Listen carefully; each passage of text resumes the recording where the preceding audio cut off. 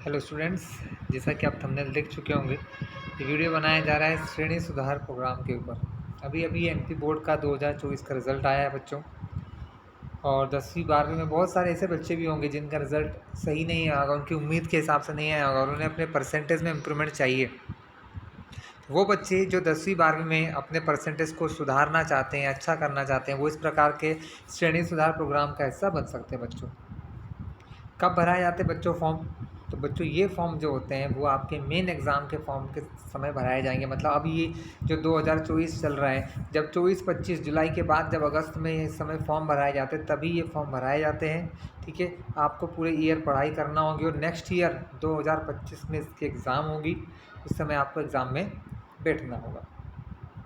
किन लोगों के लिए फ़ायदा होता है बच्चों? तो ये फ़ायदा उन बच्चों के लिए होता है जो 12th में है। फ़ायदा 10th के लिए भी, लेकिन 10th की मार्कशीट इतनी इम्पोर्टेंट नहीं होती है। ये सिर्फ आपकी डेट ऑफ बर्थ के वेरिफिकेशन के लिए ज़्यादा काम आती है, लेकिन 12वीं का रिज़ल्ट जो रहता है वो कुछ ज़्यादा काम आता है। क्योंकि कॉलेज के एडमिशन, कोई भी एग्ज़ाम जिसके अंदर आपको भर्ती मिलना है, कोई सरकारी योजना है, तो उसमें 12वीं के मार्क्स बहुत इंपॉर्टेंट होते हैं। तो ये आप कर सकते हैं।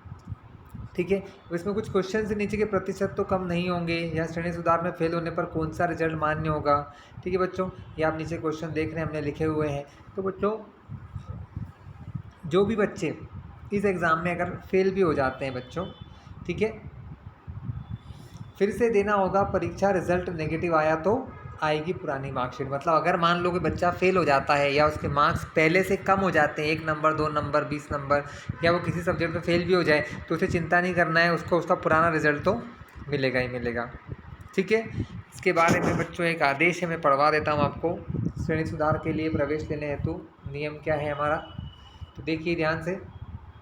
नियमित छात्र के रूप में श्रेणी सुधार हेतु सत्र 2021-22 और 22-23 में केवल माध्यमिक शिक्षा मंडल मध्य प्रदेश भोपाल से उत्तीर्ण छात्र ही मंडल परीक्षा में सम्मिलित हो सकते हैं। मतलब यहाँ पर वो बच्चे एग्ज़ाम दे सकते हैं बच्चों श्रेणी सुधार का जो एमपी बोर्ड से पास हुए हैं। इस योजना में केवल एक ही अवसर मिलेगा, एक बार ही आप ये काम कर सकते हैं बच्चों, बार बार नहीं मिलेगा।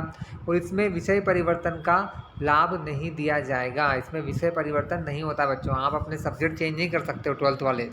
10th में तो होता ही नहीं है, लेकिन 12th वाले अपने सब्जेक्ट्स को चेंज नहीं कर सकते, ना ही अपना मीडियम बदल सकते हैं। श्रेणी सुधार में सम्मिलित होने वाले छात्रों का प्रतियोगी परीक्षाओं में हायर सेकेंडरी परीक्षा के अंकों के अधिभार को दृष्टिगत रखते हुए मंडल की परीक्षा समिति में हुए निर्णयानुसार 1 अंक की वृद्धि होने अथवा श्रेणी परिवर्तन होने पर ही नवीन परीक्षाफल तैयार किया जाएगा तथा पुरानी अंक सूची वापस प्राप्त होने पर नवीन अंक सूची प्रदान की जाएगी। इसका मतलब वही है बच्चों कि अगर आपके 1 नंबर कम से कम बढ़ना चाहिए या आपकी श्रेणी बढ़ना चाहिए, मतलब सेकंड डिवीज़न से फर्स्ट में आगे हो, या आपका कम से कम 1 नंबर बढ़ना बहुत ज़रूरी है। अगर 1 नंबर नहीं बढ़ता है तो आपको नया रिजल्ट नहीं मिलेगा, पुराना रिजल्ट ही दे देंगे।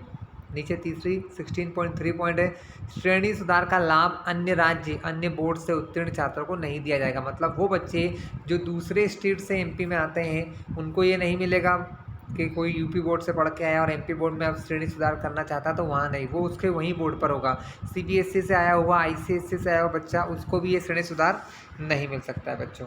ठीक है, तो यहाँ पर आई होप कि आपको सारी डिटेल हम दे चुके हैं। आपके रिजल्ट पर नहीं पड़ेगा फ़र्क, परसेंटेज बढ़ते हैं तो ही आएगी नई मार्कशीट। तो बच्चों, ये एग्ज़ाम कब होना है आप समझ चुके हैं। ये एग्ज़ाम अगले साल होगी। अब फॉर्म कब भर सकते हैं आप? फॉर्म भर सकते हैं अगस्त और सितंबर जुलाई, जब भी फॉर्म निकलेगा ये, जब आपके मेन फॉर्म पिछले साल भराए थे उसी समय पर ही भराया जाता है। ठीक है, और आप इसमें स्कूल जा सकते हैं, स्कूल में पढ़ाई कर सकते हैं। ठीक है, ये आप पे डिपेंड करता है। तो बच्चों, आई होप आपको सारी जानकारी क्लियर हो गई होगी। ठीक है, ऑल द बेस्ट।